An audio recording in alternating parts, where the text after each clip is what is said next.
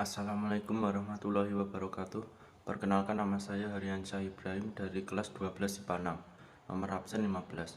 Di sini saya akan menjelaskan tentang kehidupan politik dan ekonomi masa awal kemerdekaan sampai masa demokrasi liberal. A. Perkembangan politik pada masa demokrasi liberal. Demokrasi liberal adalah sistem pemerintahan yang menempatkan presiden sebagai kepala negara dan perdana menteri sebagai kepala pemerintahan dan pimpinan kabinet.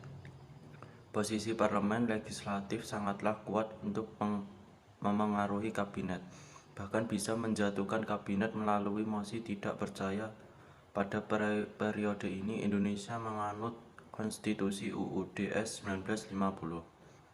Susunan kabinet di Indonesia pada masa demokrasi liberal. Kabinet Nasir 6 September 1950 sampai 21 Maret 1951. Kabinet ini dipimpin oleh Muhammad Nasir dari Partai Masyumi. Program kerja Kabinet Nasir meliputi 1. Menyempurnakan organisasi angkatan perang. 2. Menggiatkan usaha mencapai keamanan dan ketentraman. 3. Konsolidasi dan menyempurnakan organisasi susunan pemerintahan. 4. Mengembangkan dan memperkukuh ekonomi rakyat. 5. Memperjuangkan penyelesaian Irian Barat.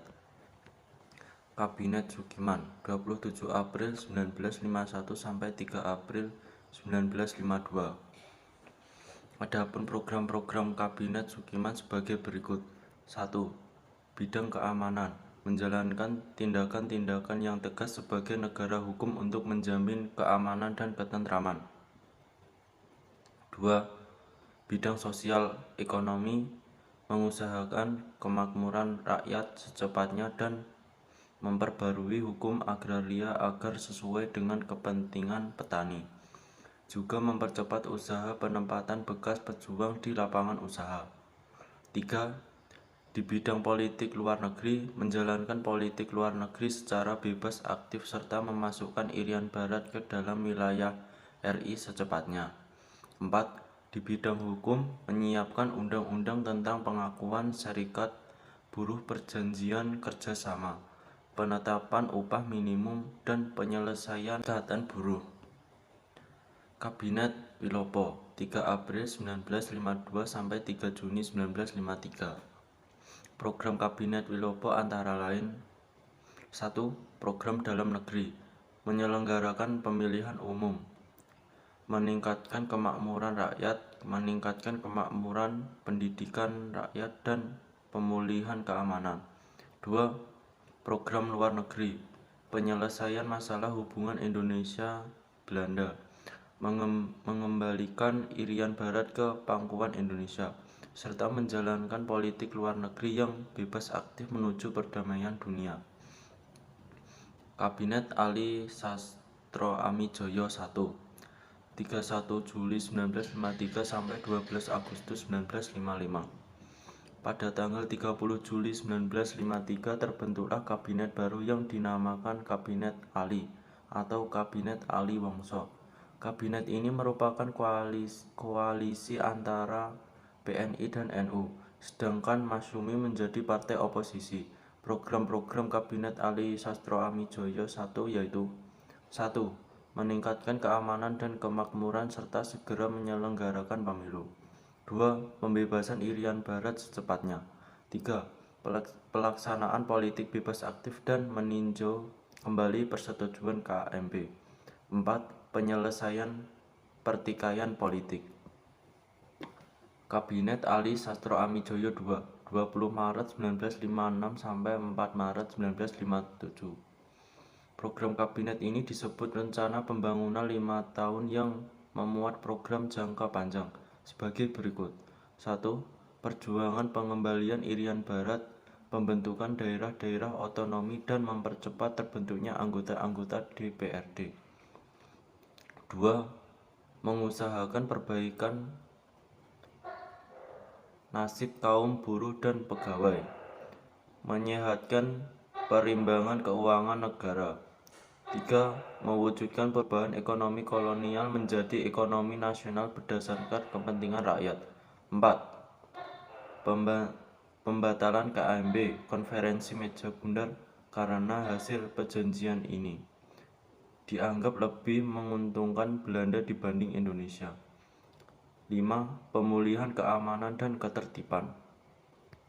Pembangunan 5 tahun menjalankan politik luar negeri bebas aktif. 6. Melaksanakan keputusan KAA. Kabinet Juanda 9 April 1957 sampai 5 Juli 1959. Presiden Soekarno menunjuk Juanda yang non-partai untuk membentuk kabinet baru. Kabinet ini dinamakan Kabinet Juanda dan resmi berdiri tanggal 9 April 1957. Programnya disebut Pancakarya, sehingga sering juga disebut sebagai Kabinet Karya. Programnya yaitu 1. Membentuk Dewan Nasional. 2. Normalisasi keadaan Republik Indonesia. 3. Melancarkan pelaksanaan pembatalan KMB. 4. Perjuangan mengembalikan Irian Jaya. 5. Mempergiat atau mempercepat proses pembangunan. 6. Semua itu dilakukan untuk menghadapi pergolakan yang terjadi di daerah perjuangan pengembalian Irian Barat, menghadapi masalah ekonomi serta keuangan yang buruk. Sistem kepartaian yang berlaku pada masa demokrasi liberal adalah sistem multipartai. Dasar hukum sistem kepartaian ini adalah Maklumat Pemerintah 3 November 1945. Dari kebanyakan partai di Indonesia pada masa itu terdapat 4 partai besar yang mendapat perhatian masyarakat. Partai yang dimaksud adalah 1. PNI, Partai Nasional Indonesia. 2. Partai Masyumi, Majelis Syuro Muslim Indonesia. 3. Partai NU, Nahdlatul Ulama. 4. PKI, Partai Komunis Indonesia. Perkembangan ekonomi pada masa demokrasi liberal. Kehidupan ekonomi Indonesia hingga tahun 1959 belum berhasil dengan baik dan tantangan yang menghadangnya cukup berat. Upaya pemerintah untuk memperbaiki kondisi ekonomi adalah sebagai berikut. 1. Sistem ekonomi gerakan benteng. Sistem ekonomi gerakan benteng merupakan usaha pemerintah Republik Indonesia untuk mengubah struktur ekonomi yang berat sebelah yang dilakukan pada masa Kabinet Nasir yang direncanakan oleh Sumitro Joyo Hadikusumo atau Menteri Perdagangan. Programnya adalah 1. Menumbuhkan kelas pengusaha di kalangan bangsa Indonesia. 2. Para pengusaha Indonesia yang bermodal lemah perlu diberi kesempatan untuk berpartisipasi pembangunan ekonomi nasional. 3. Para pengusaha yang bermodal lemah perlu dibimbing dan diberikan bantuan kredit. 4. Para pengusaha pribumi diharapkan secara bertahap akan berkembang menjadi maju. 5. Gagasan Sumitro ini dituangkan dalam program Kabinet Nasir dan program Gerakan Benteng dimulai pada April 1950. Hasilnya selama 3 tahun, lebih kurang 700 perusahaan bangsa Indonesia menerima bantuan kredit dan program ini. Sistem ekonomi Alibaba. Sistem ekonomi Alibaba diprakarsai oleh Iskak Joro Hadikusuryo atau Menteri Perekonomian Kabinet Ali. Tujuan dari program ini adalah A. Untuk memajukan pengusaha pribumi. B. Agar para pengusaha pribumi bekerja sama memajukan ekonomi nasional. C. Pertumbuhan dan perkembangan pengusaha swasta nasional pribumi dalam rangka merombak ekonomi kolonial menjadi ekonomi nasional. D. Memajukan ekonomi Indonesia perlu adanya kerjasama antara pengusaha pribumi dan non-pribumi. Ali digambarkan sebagai pengusaha pribumi, sedangkan Baba digambarkan sebagai pengusaha non-pribumi, khususnya Cina. Musyawarah Nasional Pembangunan. Tujuan diadakan Munaf adalah untuk mengubah rencana pembangunan agar dapat dihasilkan rencana pembangunan yang menyeluruh untuk jangka panjang. Tetapi tetap saja rencana pembangunan tersebut tidak dapat dilaksanakan dengan baik karena 1. Adanya kesulitan dalam menentukan skala prioritas. 2. Terjadi ketegangan politik yang tak dapat diredakan. 3. Timbul pemberontakan PRRI atau Permesta. 4. Membutuhkan biaya besar untuk menumpas pemberontakan PRRI atau Permesta sehingga meningkatkan defisit Indonesia. 5. Memuncaknya ketegangan politik Indonesia-Belanda menyangkut masalah Irian Barat mencapai konfrontasi bersenjata. Sistem ekonomi gunting Syarifuddin. Kebijakan ini adalah pemotongan nilai uang atau sanering. Caranya memotong semua uang yang bernilai 2.500 ke atas hingga nilainya tinggal setengahnya. Kebijakan ini dilakukan oleh Menteri Keuangan Syarifuddin Prawiranegara pada masa pemerintahan RIS. Tindakan ini dilakukan pada tanggal 20 Maret 1950 berdasarkan SK Menteri Nomor 1 PU tanggal 19 Maret 1950. Tujuannya untuk menanggulangi defisit anggaran sebesar 5,1 miliar.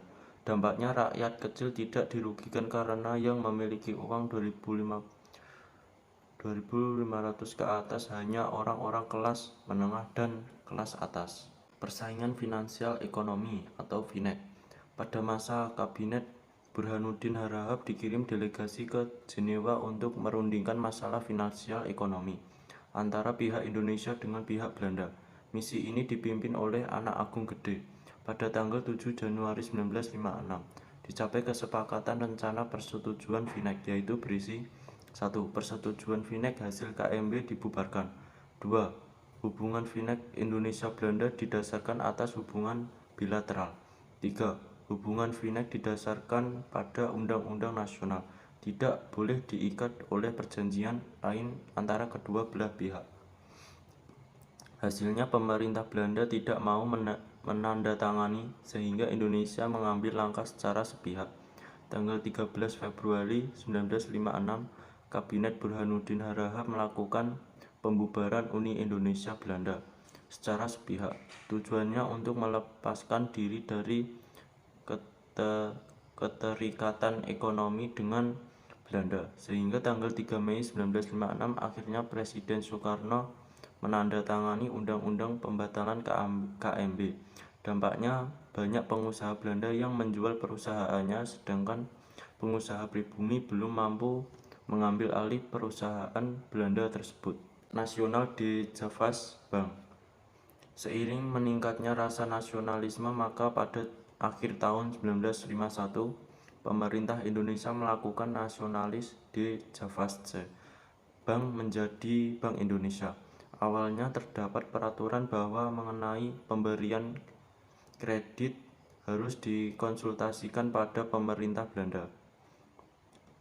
Hal ini menghambat pemerintah dalam menjalankan kebijakan ekonomi dan moneter. Tujuannya adalah untuk menaikkan pendapatan dan menurunkan biaya ekspor, serta melakukan penghematan secara drastis.